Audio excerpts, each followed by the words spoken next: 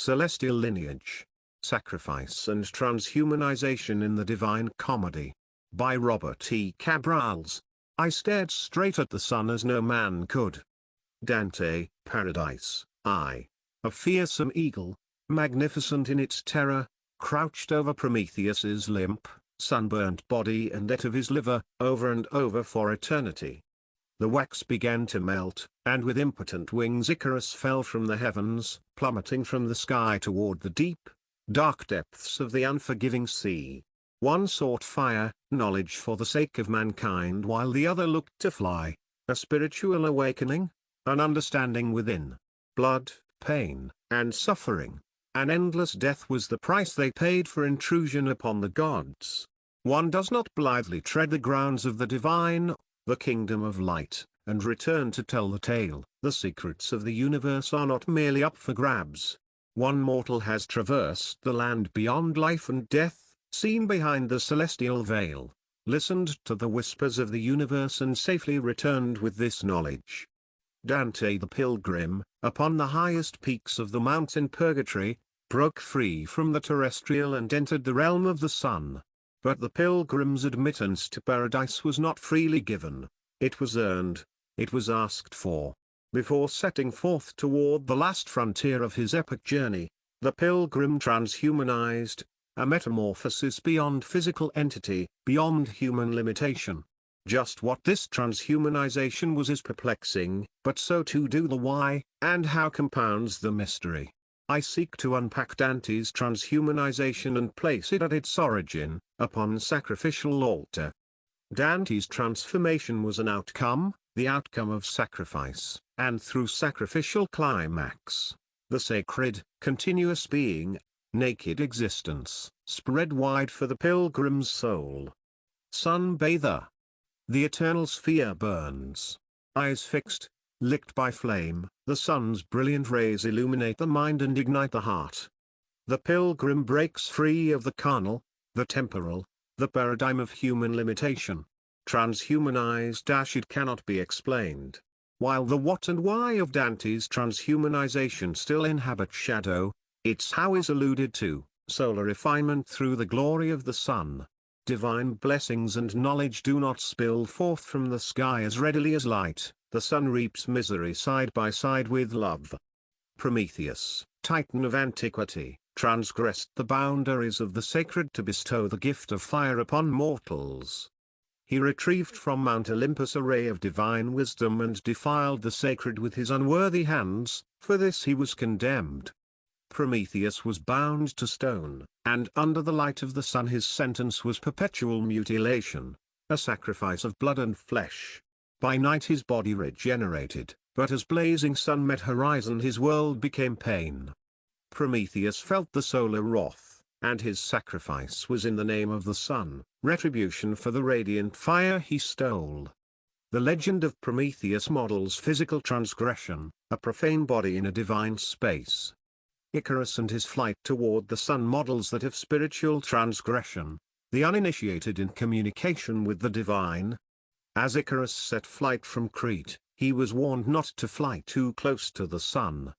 His human body and his synthetic wings were inadequate to withstand the brilliance of heavenly light. Icarus, hypnotized by bliss and enraptured by ecstasy, did not heed the warnings. His soul was unprepared and thus overcome by the weightlessness of divine light. Icarus partook in secrets meant not for his mind nor for his body, and so he fell, expectorated by its sun, from the very mouth of the Godhead into the darkness of oceanic abyss. From the models of Prometheus and Icarus we can locate the sun's divine nature, its mystical power, and its fury. Basking in the light of solar enchantment is an honor not laxly conferred. To gain entrance to the divine realm, one must appease the burning intensity of celestial fire. Safer passage through the gateway of light requires an offering, a sacrifice. The offering must be pure and so too must the sacrifice be purified. On the pilgrim's journey, Dante was both sacrifice and sacrifice, intermediary and invocator. Altars before the unseen. Within Dante's Purgatory rests an outline of the pilgrim's sacrificial preparation. The mountain of purgatory provided the pilgrim purification, both spiritual and physical, preparation for his impending sacrifice beneath the sun. Only through an offering of himself could Dante transhumanize and become one with divine space. Only through auto-sacrifice could Dante transcend the terrestrial. Upon the shores of purgatory, the pilgrim's preparation qua offering began. Virgil took Dante's tear-stained face in hand and removed the grime of hell, the sins of darkness and the profane world. As the pilgrim ascends each terrace of purgatory, he undergoes a spiritual cleansing. Marked with 7 Ps, the pilgrim faced each trial of the human spirit. Once overcome, a P was erased. Dante's sins, the sins which lurked in the shadows of his soul, are purged. Before the pilgrim can complete his ascent, he must first pass through an arena of fire. With this final trial, Dante's body is consecrated as divine offering. The pilgrim has foregone his carnal body, entrusted his physical vessel to the hands of the sacred. His offering is pure, worthy of solar consumption. Dante has been cleansed of the profanity of man and is thus granted access to the Garden of Eden, the altar of his celestial sacrifice. In a final rite of sacrificial preparation, the pilgrim is bathed in the streams of Lethe and Dunno. This act initiates the pilgrim as sacrificer. His body and soul were a worthy offering, but Dante was not yet capable of presenting himself to the divine, unready to commune with the sacred. As the memory of sin is washed from his mind and his good deeds reified, the pilgrim becomes chaste. Dante was baptized as priest, holy invocator, fit to handle the sacrifice of his consecrated body. With purified offering and chaste benefactor, the pilgrim's sacrifice is prepared. An altar has been set and Dante stands reed and willing beneath the kingdom of light's solar gaze. The how of the pilgrim's transhumanization has been illuminated, sacrifice, but just what the event itself was and what it accomplished remain shrouded. Universe throb as the pilgrim stared into the sun, purged of the profane, cleansed of sin, and christened solar priest, he rose. Lifted by light, Dante witnessed one day as it shone on the next, the breakdown of time, transcendence of the terrestrial. The pilgrim had transhumanized. This transhumanization, a metamorphosis at the hand of divine light, was the instant of sacrificial climax, the pilgrim's transition from discontinuous to continuous existence. Dante's being, his isolated self, the man who was and who would be, was accepted as offering to the realm of light. Dante sacrificed himself to the sun, and beneath the spotlight of the sacred his corporeal throat was slit, spilling forth his essence into the universe. It is this essence that the pilgrim became, an essence unified with existence and capable of comprehending the mysteries of reality, the secrets of the divine. Fused through erotic release, Dante was being. The pilgrim had entered paradise.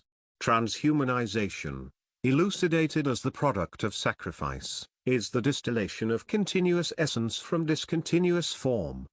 Through heliosublimation the pilgrim was transformed into a metaphysical state unbound by material substance. With what and how, the mystery of transhumanization has almost been brought to light. The final piece in the puzzle of Dante's ascension is why. Why was it necessary for the pilgrim to auto-sacrifice his discontinuous existence to the sun in order to enter paradise? Astral blood divinity is transcendental, existing outside the confines of the cosmos it moves. Human conceptions of space-time are necessarily insufficient in apprehending a beyond, a realm which operates external to and yet encompasses our own. The human mind fails again and again to square the circle. Only through non-terrestrial perception can this extra-dimensional reality be recognized.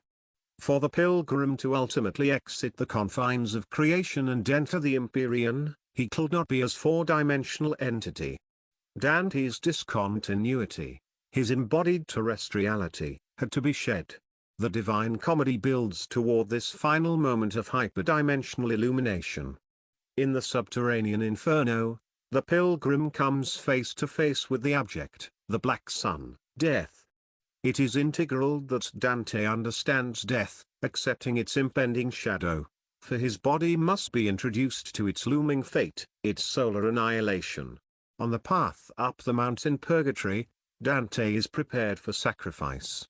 His body and his soul are cleansed, made worthy of offering. The pilgrim is christened a priest of light, accepting the demise of his discontinuity, the sacrifice of his body. As the pilgrim invokes the sun, offering his flesh and bone, his terrestriality, up for solar consumption, he transhumanizes. Through the majesty of the sun, the power of divine light, Dante is reborn not into reality, but as reality. Dante's essence is continuous, it is merged with all that is, and only in such a state can the pilgrim traverse and ultimately depart the cosmos. With the what, how, and why of Dante's transhumanization set forth, the necessity of the pilgrim's sacrifice is at last revealed. In this sacrificial interpretation of the Divine Comedy, the pilgrim navigates a ritual of the sun, gaining knowledge of darkness and light, the abject and the divine, discontinuous and continuous existence. This ritual plays out in the name of celestial lineage, sacred violence, and hyperdimensional enlightenment.